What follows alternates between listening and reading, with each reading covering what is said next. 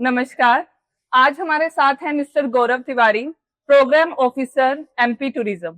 Sir, आपका बहुत बहुत स्वागत है कुरुक्षेत्र गीता जयंती महोत्सव में। धन्यवाद। सर, आप बताना चाहेंगे कि एमपी टूरिज्म हर साल यहाँ पर आ रहा है, गीता जयंती महोत्सव में पार्टिसिपेट कर रहा है, तो ऐसा क्या नाता है जो हर साल उनको खींचकर यहाँ तक ले आता है? देखिए, श्री कृष्ण भारतीय सनातन परंपरा के पूर्ण पुरुष रहे हैं। उनका मध्य प्रदेश से सीधा संबंध रहा है। मथुरा में उनका जन्म होता है, मथुरा वृंदावन में। उसके बाद वे जो है श्री कृष्ण उज्जैन की यात्रा करते हैं, सांदीपनि के आश्रम में 64 कलाएं और 14 विद्याओं का ज्ञान प्राप्त करते हैं।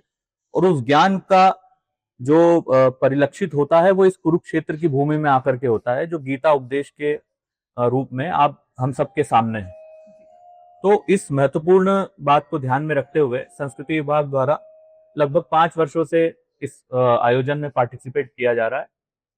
हम इस आयोजन के माध्यम से मध्य प्रदेश की जो पारंपरिक शिल्प है, जो परंपरागत व्यंजन है और जो वहां पे फोक नृत्य होते हैं, उन सभी का प्रदर्शन स्थान जो भी चिन्हित होता है प्रशासन के माध्यम से उसमें करते आ रहे हैं।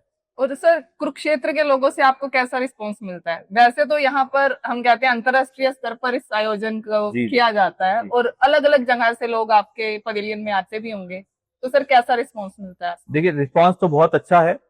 लोग जो भी हमारे व्यंजन, पारंपरिक व्यंजन है, उनको पसंद कर रहे हैं। उनको कुछ नई चीज देखने को मिल रही है। जैसे किसी ने हमारे यहाँ एक मिलेट व्यंजन होता है जिसमें बाजरा के लड्डू, मक्का के लड्डू, ये सब मिलते हैं। वो भी एक लोगों के लिए नई चीज है। फिर मालवा का पारंपरिक व्यंजन है, वो भी नया कुछ है। इसी तरह से जो कोरकू का व्यंजन है, तो कुछ इस तरह की कुछ नई चीजें हैं खाने की भी। और पारंपरिक शिल्प है, खराज शिल्प है, लोह शिल्प है, जिनका मध्य प्रदेश में काफी प्रचलन में है वो पारंपरिक रूप से। तो उन सभी के स्टॉल्स लगे हैं जो लोगों के लिए नई चीज है। एक और बात यह है कि स्कंद पुराण में जो कृष्ण कथा का जो वर्णन है, उनके चित्रों का निर्माण संस्कृति विभाग ने किया है। उस चित्रों की प्रदर्शनी भी हमने इस परिसर में लगाई है। वो भी, उसको भी काफी अच्छा रिस्पॉन्स लोगों के द्वारा मिल रहा है।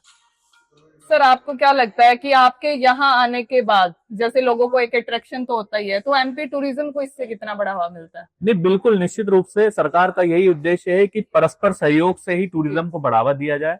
जैसे कुरुक्षेत्र एक बहुत महत्वपूर्ण भूमि है श्री कृष्ण की दृष्टि से, वैसे ही उज्जैनी भी हो या मध्य प्रदेश भी हो, वो भी कृष्ण के जीवन में बहुत महत्वपूर्ण स्थान रखता है। तो निश्चित रूप से जब हम कुरुक्षेत्र में इस तरह के आयोजन करते हैं तो टूरिज्म को बढ़ावा मिलता ही है, यहाँ के भी और वहां के।